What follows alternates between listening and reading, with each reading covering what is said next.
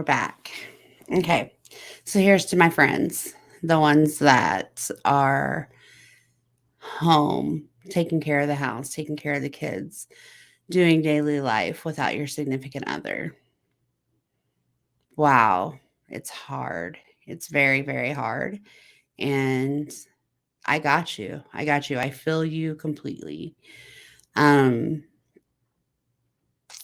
I have talked about, the concerns for mental health on the significant other out there being away from home. I've talked about the concerns of what we deal with their mental health and how they're doing. But let's talk about us. Let's talk about us. Let's talk about the ones that are doing the deal here at home alone. It's hard and it's lonely and it's sometimes frustrating, but we've got to find a joy in it all. We've got to find a peace to it. And I can tell you it's taking several years, and I can tell you that there's still days that are harder than the others. And if I tell you that I didn't struggle with depression when all of this started, I would be lying to you. Um, I went through a lot being who I am in this relationship and learning to adjust and adapt and to find my own self. In the beginning, it was very easy to be joyful, like, "Oh, it's okay, baby. I love you. Thank you for doing all that you do, and I'll see you soon." And, life was pretty okay in the beginning. And then the more and more that I went to bed alone, the more and more that I woke up alone, the more and more that I had to do it all on my own. And I am saying with grown children. I'm not even talking about those of you that have babies at home and kids' activities and, juggling work home life and mom life or, parenting life, any of that, because we have children that are all grown.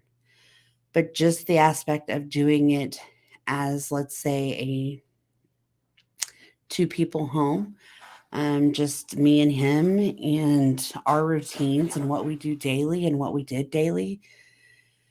Whew, it got hard. It got hard.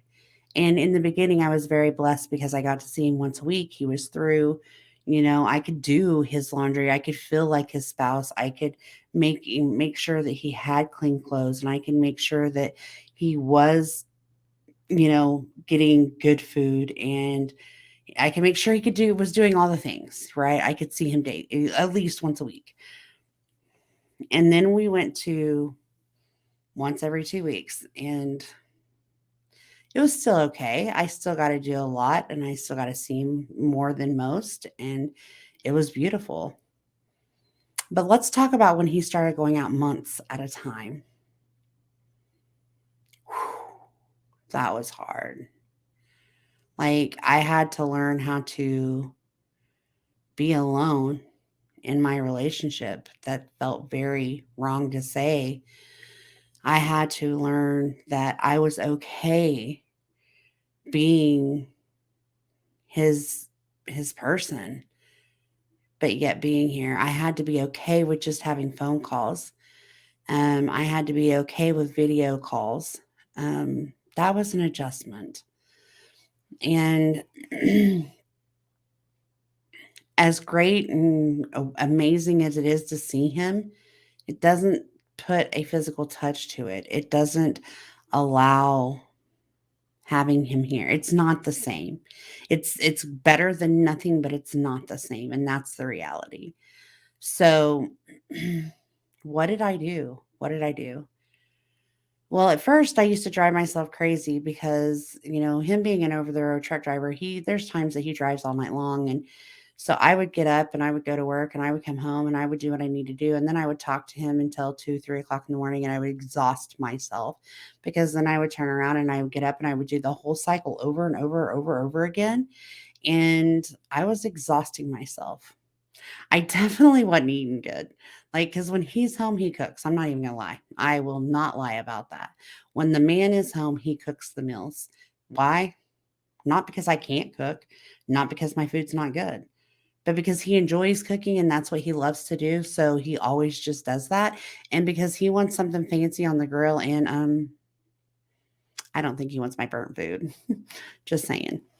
Um, so I wasn't allowing myself to sleep because I was overridden with worry and fear that if I got off the phone, then something would happen. And if something happened, how would I live my life? Right.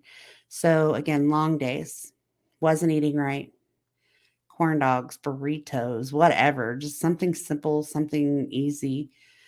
And then, just the aspect of if I was talking to him, my anxiety was reduced because I knew he was okay. But let's talk about the night that we were talking, and he does not use his phone. Like he has Bluetooth. We talk on the phone while he's driving down the road. But one night I can remember it was crazy because he worked overnights at the time. He was local at the time. He was coming home every day at the time, matter of fact. But we were talking on the phone, and all of a sudden, that was a firework in the middle of the day. Wow. Okay. Um, or whatever. um, he was driving down the road. It was late at night and life was good. And I was doing my up all nights to make sure he's safe. And all of a sudden, all I hear is like nothing. But I do hear like this banging on his headset. And I'm like, oh my God. He had just gotten in and he had blew a tire and hit a little guardrail on a bridge, and it took the life out of me, and I almost died, and I couldn't get to him fast enough, and even if I would have drove all the way down there to get him, he still would have had to stay at the truck. So I just made him do what he needed to do, and then we talked on the phone. But that anxiety was so scary for me. It was so realistic. Okay. Um, Crazy story is that man has had two wrecks. Why? And I can't really say what wrecks. He had a blowout, and he could have not have prevented that. Like, he didn't, like, physically have a wreck for anything that he could prevent. It was a tire blowout, so there's that. The second one, somebody flat out ran into him while we were on the phone. Like, what the hell? That one was weird because he was going very slow. He was trying to get on a damn road in, I think, like, New York or something. That anxiety was through the roof. But what I learned from those 2 things was, guess what? Even if I'm talking to him, even if I am on the phone with him, the worst can still happen. And so that's unfortunately how I got out of it. So I'm going to tell you guys now, before something negative happens, you're not going to save them by staying on the phone. It's not going to happen. If it's going to happen, it's going to happen. And then the second part of this is that when that happens, then I'm just not able to sleep at all because then I'm just worrying constantly, right? So how did I work through that? Well, first of all, it took a lot of communicating with him. I'm like, okay, I am exhausted. I am beat. And because I told him how I was feeling, because I communicated how I was feeling to him, he's like, go to bed, get off the phone, go to bed. And I'm like, but I don't want to get it. What if something happens? Nothing more is going to happen with her without you on the phone. Okay. So once I started sleeping, once I started, like, cooking for myself, like, really food, like a meal, like the same kind of food we would eat before he left, that improved a little bit, okay? And then I get used to that, and I'm going to bed at a decent hour, and I'm getting good sleep, and we're talking still, and life is getting a little bit better because I'm functioning better. I had a stroke, right? So, let me tell you about that. One of the hardest things I've ever done is being in a medical crisis myself, laying in the hospital, them telling me I had a stroke, telling me that, I might not get my vision back. I might not ever be able to drive myself. not remembering anything that they just even told me because my memory was shot. I had to find a way, guys. And I mean, that was just a year ago. I'm telling you, I was still struggling some at some point a year ago. But that made it worse because I couldn't stand to have my headset on to talk to him. I couldn't stand to be on the phone. It was just very hard. And through that, again, I've got the strength to know that I was okay, he was okay, and I was healing and doing okay. But let's talk about the loneliness. That loneliness never goes away. There's still time because he's out, 4 weeks.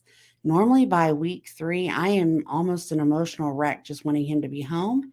And I need his support and I just need to know that we're okay and I need his physical touch and I desire and crave him, right?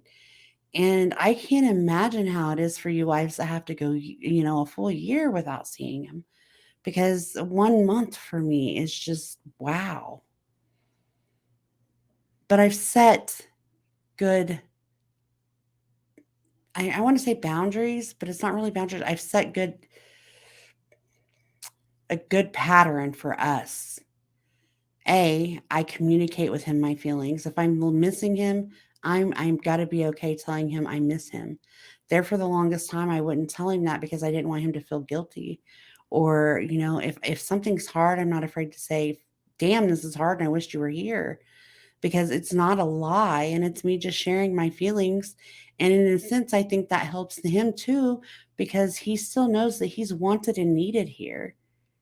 He still knows that I've not just replaced him thinking that I could do it all because I hate it. Our communication is what keeps me going. And I know not everybody is that fortunate to be able to communicate. But if you get 5 minutes of a day, know that that 5 minutes is the most precious 5 minutes that you get. You utilize it and just be the happiest camper and you talk about how you're feeling. If you're missing them, tell them you miss them. If something's hard, tell them it's hard. Share your feelings, share your experiences, share your day. Do anything that you can do to communicate to them because we like that communication. There's some people that can do this lifestyle of being away from others and handle it different. But if you're like me, you've got to find a way to make your own mental health good. You have to work on your own mental health. And so what I did was make changes within, and it's only blossomed what we have within our relationship. I make myself available to him. Like if there's an emergency, he is to call me to any time. I don't care if I'm with a client. I don't care if I'm sleeping. I don't care. Call me. I might not answer while I'm sitting in with a client, but I know that something serious is happening. That's why he's calling me because otherwise he's not going to call me if he knows I'm with a client. I had to learn to trust that he would lean on me. And to do that, communicating that and telling him that I'm here for you and I know that it's hard, allowed him to have me as a source. If at night, I am the worst. I am in bed early. I like to sleep. So if I need to go to bed because I'm tired, I tell him, I love you, but I need to go to bed. And he's like, okay, he knows. It's me taking care of me. It's not me being selfish. It's not me not wanting him. It's not me not needing him. It's that I literally could stay up 24 hours a day talking to you and I would function, but my mental health would crash. My mental health would be in the tube bad. I could not function and make things work if I didn't take care of me. So I'm not much of an exerciser, just not, just doesn't happen. So I don't exercise to my fullest. I really should start doing that. I'd probably really feel better all the way around, but I don't. But I do mental health checklists, am I doing okay? How am I feeling? And then I communicate like no other. I depend on my mom. I depend on my daughter. I depended on my coworkers. Like, my coworkers give me life. Like, they're the life. Um, I have to make sure I'm okay. Eating is a big thing for me. I'm not a good eater. I just prefer not to eat 99% of the time. Um, and it's just one of those things that I've always had a problem with. I don't know why, I just do. But I've started taking better care of myself that way too. Um, and it's not corn dogs and it's not burritos or anything. It's actual food. And that helps. Like, when I can give myself a good routine here at home, it makes me more available for him mentally because I'm not involved in my own mental crisis. Um, if you have children and you have to do all the sports and you have to do all the entertainment and all, you have to be the parent, what I can tell you is consistency. Stay consistent, make a schedule. Keep you on schedule, keep them kids on schedule, do what you need to do. Because then when the chaos gets to be too much, because you have a football game and then you have baseball practice and then you have soccer practice and then you have to go home and you have to cook and you have to clean, it becomes crazy. So find a schedule that works for you. Help yourself reduce some of your stress. And do not be afraid to call out for help. Do not be afraid to lean on your friends that always tell you, if you need anything, I'll be there. Lean on them. Because sometimes I don't need a physical thing. I don't need anything like that, but I do need my bestie at work to listen to me while I complain about anything, the snake in the backyard, whatever. She just needs to listen to me, and I let her. And she knows that because she does the same for me. So if you are one living without your significant other on a daily, find consistency, find schedule, take care of yourself, learn to eat a balanced meal, learn to exercise if that's something that you do. Make yourself a priority. Just because they're not home every day to enjoy a meal with you or to help you with the kids or to help you with the house doesn't mean that they don't want to be. You have to put that in your head. There's a reason that they're out there. They're not out there for the shits and giggles of it. They're out there to provide and to do what they need to do for the betterment of your family, your relationship, whatever it may be, because they are needed. And at the end of the day, you have to go to bed and you have to close your eyes and you have to know that you have done the best that you can do in your situation. And you have to ask for grace and forgiveness sometimes, because sometimes, it's just, I forgot. I forgot. Like, I hope my family's learning that I am the most forgetful person ever now, unless it's written down or texted to me. If it's not, I'm going to forget probably, and it's okay.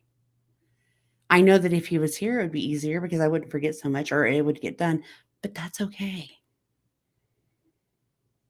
But overall, what I'm telling you is, if you need that extra support, if you need somebody that's been in your shoes, if you need somebody that's battling this battle with you, being home alone and not having your significant other, I'm here for you.